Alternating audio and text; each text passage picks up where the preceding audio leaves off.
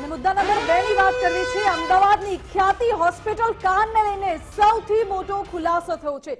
ખ્યાતિ હોસ્પિટલ કાંડમાં જે એક બાદ એક ખુલાસાઓ થઈ રહ્યા છે, તેમાં સૌથી ચોંકાવનારી વિગતો તો એ સામે આવી કે અત્યાર સુધી ખ્યાતિ હોસ્પિટલમાં 112 દર્દીઓના મોત થયા છે। ખૂબ શરમજનક બાબત કહી શકાય કે છેલ્લા 3 વર્ષમાં હોસ્પિટલમાં 8534 દર્દીઓની સારવાર થઈ અને તેમાંથી 112 દર્દીઓના મોત થયા છે।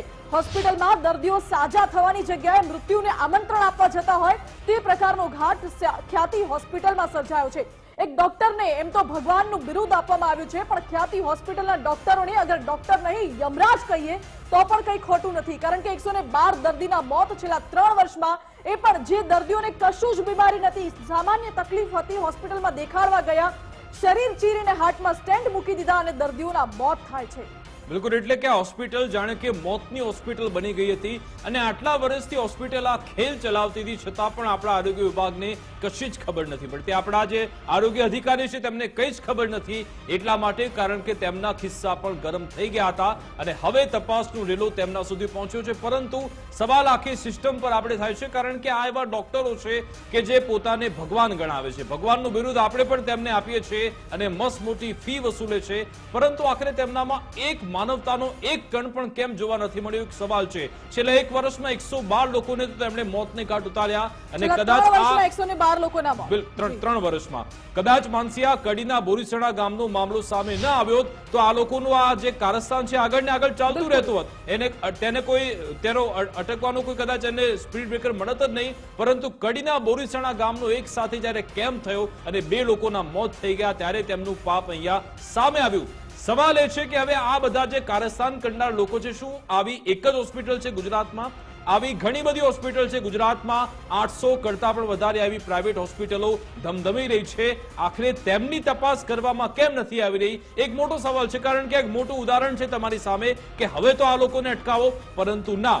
અમદાવાદમાં પણ 2 દિવસ પહેલા એક કેસ આવ્યો હતો કે જ્યાં સ્ટેન્ટ મૂકી દેવામાં આવ્યાનો આરોપ હતો અને પછી તેનું મોત થઈ ગયું। એટલે કે વારંવાર આવી ઘટના બની રહી છે અને જે ભૂતકાળમાં ઘટના બની છે તેમાંથી પણ કોઈ શીખ લેવામાં નથી આવી રહી। હવે આમાં સરકાર દાવા કરે છે કે કડક એસઓપી લાવવામાં આવશે, પીએમજે યોજના હેઠળ કડક એક આખું માર્ગદર્શિકા બહાર પાડવામાં આવશે, પરંતુ માર્ગદર્શિકાનો અમલ ક્યારે થાય છે, કેટલું થાય છે એ જોવું પણ મહત્વનું બની રહે છે। અત્યાર સુધી રાજ્યમાં જે પણ દુર્ઘટનાઓ ઘટી છે તેમાં આપણે જોયું છે કે જ્યારે પાણી માથા પરથી નીકળી જાય છે ત્યારે સરકાર જાગે છે અને એસઓપી બહાર પાડે છે।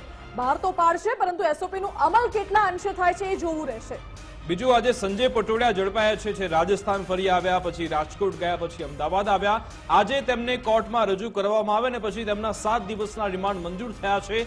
આ રિમાન્ડ દરમિયાન પણ ખૂબ જ મહત્વની વિગતો મળવાની છે, કારણ કે રાજશ્રી કોઠારી અને કાર્તિક પટેલ આ 2 હજુ પણ ફરાર છે। આખરે તે ક્યારે ઝડપાશે એક મોટો સવાલ છે અને રાજશ્રી કોઠારીને આજે પણ મોટો ઝટકો મળ્યો છે કોર્ટ તરફથી, કારણ કે તેમણે પણ આગોતરા જામીન અરજી કરી છે, જો કે તેમની જામીન અરજી પણ ફગાવવામાં આવી છે।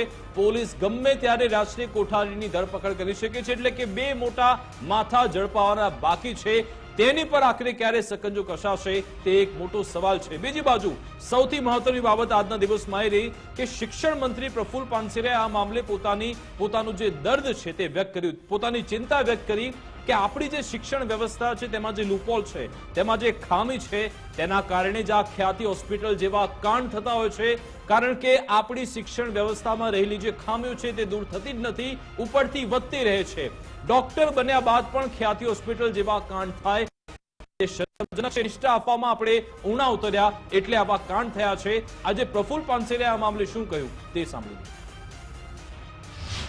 ઘણીવાર એક વ્યક્તિ એન્જિનિયર બની જાય, એક વ્યક્તિ ગ્રેજ્યુએશન પ્રાપ્ત કરે, પછી જો જ્ઞાતિવાદ કરતો હોય, પછી જો જાતિવાદ કરતો હોય, કંઈક ને કંઈક તો આપણી શિક્ષા આપવામાં ઉણપ રહી છે, એ આપણે સ્વીકારવું પડશે।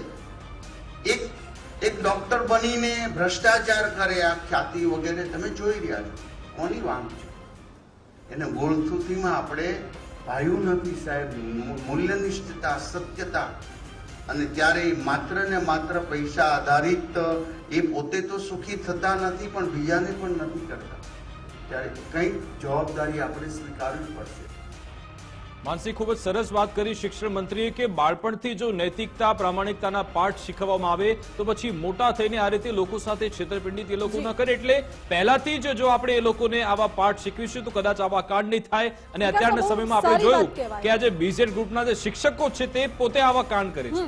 બહુ જ સારી વાત કહેવાય કે શિક્ષણ મંત્રી ભલે મોડે પણ જાગ્યા તો ખરા. અને ખ્યાતિ કાંડનું જે આખું ઊંડાણપૂર્વક જોવા જઈએ તો જ્યાં ડોક્ટરોનું કે બાળકોનું ઘડતર થાય છે ત્યાં જ કોઈ ખામી હોય તો જ આ પ્રકારના ડોક્ટરો પાકે તેવું શિક્ષણ મંત્રીએ કહ્યું છે. એટલે લાગે છે કે આગામી સમયમાં કદાચ એ શિક્ષણમાં પણ કોઈ બદલાવ આવે તો આવી ઘટનાઓ બનતી અટકી શકે છે.